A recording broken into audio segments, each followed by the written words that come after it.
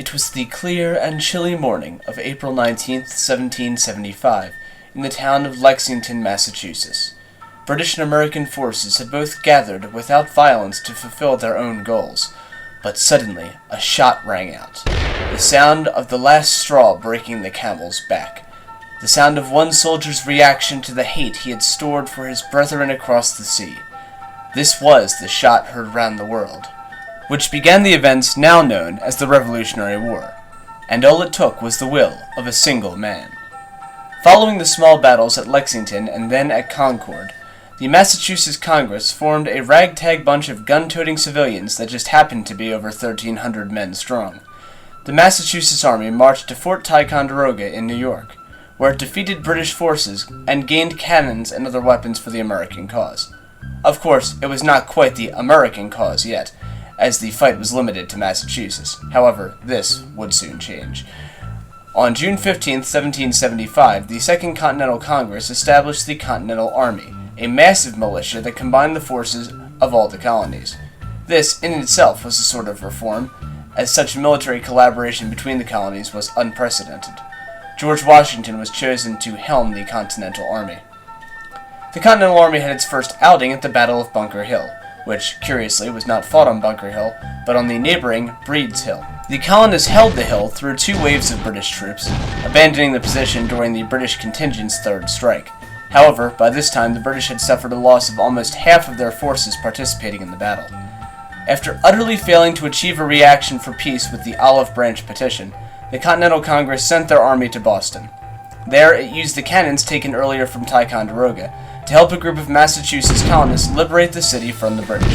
Once this was complete, Boston acted as a major strong point for the Americans for much of the Revolution. Washington then redirected his troops to New York, where they set up Fort Washington on Long Island.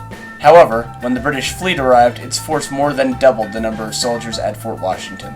The Revolution was put on hold as the Americans were forced to retreat to New Jersey and then to Pennsylvania, while New York was taken by the British. Down, but not out, Washington made his famous recrossing of the Delaware River on December 25, 1776.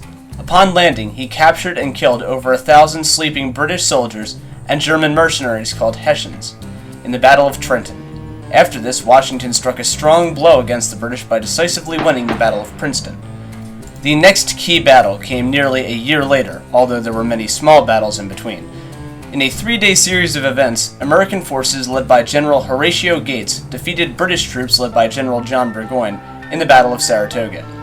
This victory over a noted British general proved to the American secret allies, the French, that the colonists could win the war. Therefore, the French began to send troops to aid the colonists' efforts. Washington and his troops endured the harsh 1777 through 1778 winter in Valley Forge, Pennsylvania. During this time, under the tutelage of Baron Friedrich von Steuben of Prussia, the Continental Army reformed itself into a more coordinated fighting force. Reacting to their impossible situation in the north, the British troops headed south, where they gained strong points in Yorktown and Charleston, Virginia. From 1778 to 1780, General Charles Cornwallis held these positions by soundly repelling American attacks. However, when American General Nathanael Greene and his troops started using guerrilla warfare tactics, the British were disoriented and lost ground. Soon, the British were forced back to Yorktown. In a siege that lasted from September 5th to October 19th of 1781, the French fleet destroyed the British fleet in Chesapeake Bay and bombarded Yorktown, while Washington and his forces cut off supply routes to the city. Cornwallis had no choice but to surrender. The American success in this campaign secured their side's victory in the Revolutionary War, though some fighting did continue until the Treaty of Paris officially ended the Revolution 2 years later.